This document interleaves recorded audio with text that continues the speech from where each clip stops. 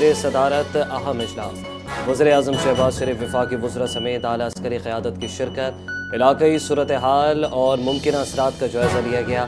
مہنگائی کے بوجھ میں کمی کے لیے تمام اقدامات یقینی بنانے کی ہدایت، عوام کو مہنگائی کے اثرات سے بچانے کے لیے مربوط قومی حکمت عملی اپنانے پر زور، ملک میں تیل اور گیس کے وافر ذخائر موجود، مستقبل کے لیے بھی انتظامات جاری، سرکاری اخراجات میں کمی، 60% سرکاری گاڑیاں فوری طور پر بند کرنے کا فیصلہ، ملک بھر میں اسمارٹ لاک ڈاؤن کے نفاذ کی تجویز پر بھی غور۔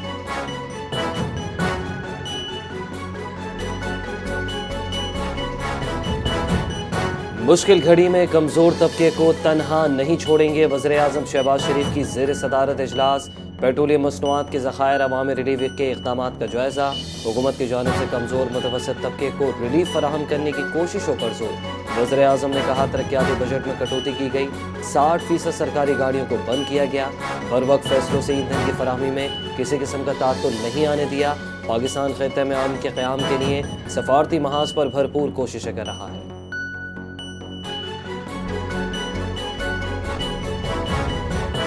صدر آصف علی زرداری سے وزیراعظم شہباز شریف کی ملاقات، اسحاق ڈار، بلاول، محسن نقوی بھی شریک، قومی سلامتی کی مجموعی صورتحال پر تفصیلی تبادلہ خیال کیا گیا۔ ملاقات کے دوران خطے میں تیزی سے بدلتی صورتحال اور پاکستان پر ممکنہ اثرات کا جائزہ لیا گیا، قومی سطح پر مربوط حکمت عملی اپنانے اور ادارہ جاتی ہم آہنگی کو مزید مضبوط بنانے پر زور، ایندھن کی بچت کے لیے اسمارٹ لاک ڈاؤن کے نفاذ سے متعلق اہم فیصلوں کا بھی امکان۔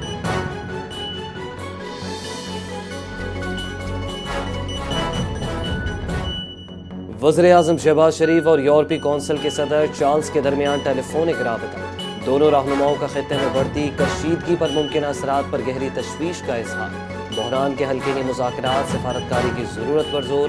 شہباز شریف نے کشیدگی میں کمی کے لیے پاکستان کی ثالثی کی کوششوں سے آگاہ کیا، یورپی کونسل کے صدر کی پاکستان کے امن اقدامات کی تائید، کہا خطے میں امن و استحکام کے لیے تمام سفارتی کوششوں کی حمایت کرتا ہے۔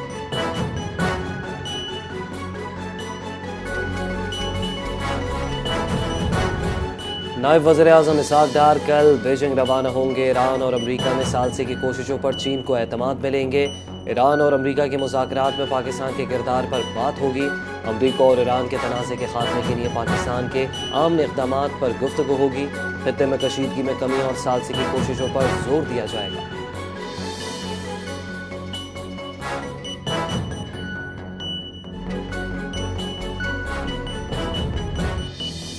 آنے والے دنوں میں فریقین کے بیچ مذاکرات کی میزبانی، پاکستان کے لیے اعزاز کی بات ہوگی، اسحاق ڈار کی 4 فریقی اجلاس سے متعلق اہم گفتگو۔ نائب وزیر اعظم نے کہا کہ خطے میں جاری کشیدگی کسی کے مفاد میں نہیں، UN چارٹر کے تحت تمام ملکوں کی سلامتی خود مختاری کا احترام کیا جانا چاہیے، وزیر اعظم کی قیادت میں علاقائی اور عالمی امن کے لیے پاکستان بھرپور کردار ادا کر رہا ہے۔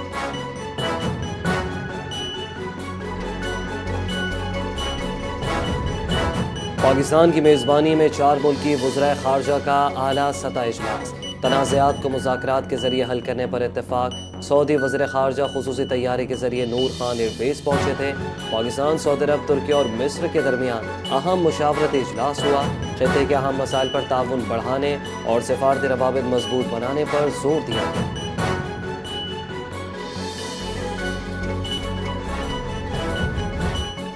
دادو میں ام رباب چانڈیو کے دادا، والد اور چچا کے قتل کیس کا فیصلہ سنا دیا گیا، عدالت نے کیس میں نامزد تمام ملزمان کو بری کر دیا، فیصلہ ماڈل کرمنل ٹرائل کورٹ کے جج حسن علی کلور نے سنایا۔ میہڑ میں 17 جنوری 2018 کو ام رباب چانڈیو کے اہل خانہ کو قتل کیا گیا تھا، عدالتی فیصلے کے بعد مقدمے میں نامزد ملزمان اپنی رہائش گاہ پہنچ گئے، حامیوں کی جانب سے شدید ہوائی فائرنگ، پھولوں کی پتیاں نچھاور کی گئی۔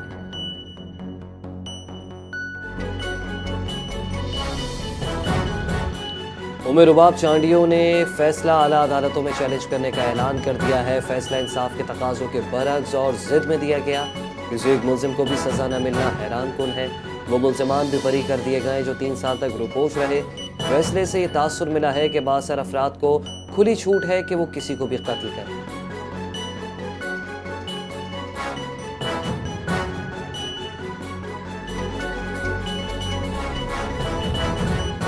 نیپرا نے فروری 2026 کے فیول چارجز ایڈجسٹمنٹ کے تحت بجلی کی قیمتوں میں اضافے کے معاملے پر پبلک ہیئرنگ کا اعلان کر دیا، بجلی کی قیمت میں ₹1.64 فی یونٹ تک اضافے کی تجویز زیر غور۔ یہ اضافہ ایکس وابلر ڈسپوز کے لیے فیول پرائس ایڈجسٹمنٹ کی مد میں کیا جائے گا، جس پر سماعت کے دوران تمام متعلقہ پہلوؤں کا جائزہ لیا جائے گا۔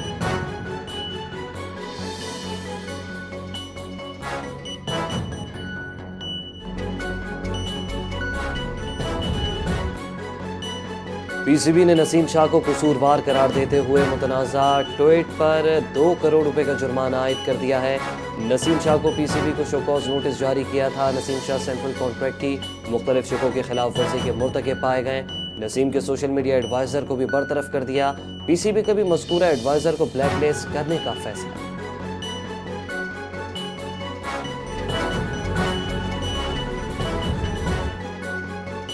پی ایس ایل میں گیند سے چھیڑ چھاڑ، لاہور قلندرز کے فخر زمان کو لیول 3 جرم پر چارج کر دیا گیا۔ کراچی کنگز کی اننگ میں گیند کی حالت میں تبدیلی پر لاہور قلندرز کو 5 رنز کی پینلٹی کا سامنا۔ پی سی بی نے کوڈ آف کنڈکٹ کی خلاف ورزیوں پر اعلامیہ جاری کر دیا۔ پی سی بی کے مطابق میچ ریفری روشن ماہنامہ نے ڈسپلنری سماعت کی۔ فخر زمان نے اپنے اوپر لگے چارج سے انکار کر دیا۔ فخر کے کیس کی مزید سماعت اگلے 48 گھنٹوں میں ہوگی۔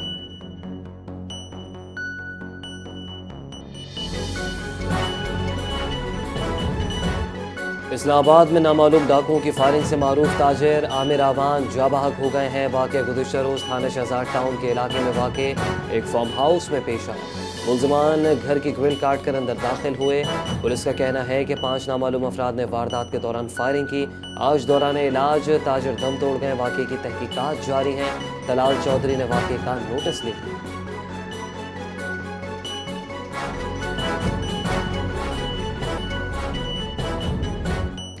کراچی میں رواں سال منکی پاکس کا پہلا کیس رپورٹ۔ بیرون ملک سے آنے والے مسافر میں منکی پاکس کی تصدیق۔ متاثرہ مریض کو سندھ انفیکشیز ڈیزیز اسپتال منتقل کر دیا۔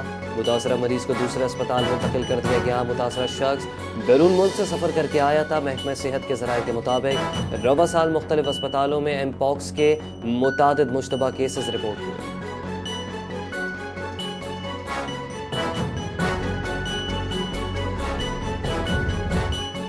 جڑواں شہروں میں کالی گھٹاؤں، آندھی اور تیز ہواؤں کے ساتھ موسلادھار بارش۔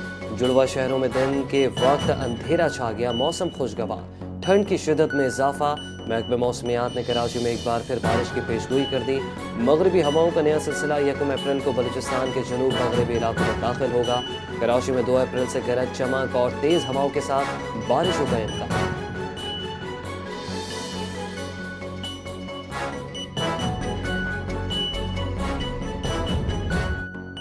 خیبر پختونخوا میں بارشوں کی تباہی سے 9 افراد جاں بحق ہونے والوں میں 8 بچے خاتون شامل۔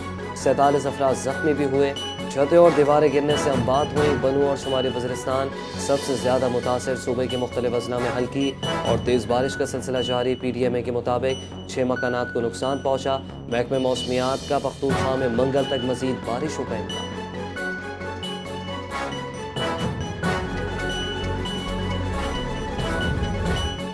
خیبر پختونخوا کے وزیر اعلیٰ سہیل آفریدی کا بارشوں سے جانی مالی نقصان پر اظہار افسوس۔ متاثرہ خاندانوں سے ہمدردی کا اظہار اور جاں بحق افراد کے لیے دعائے مغفرت کی۔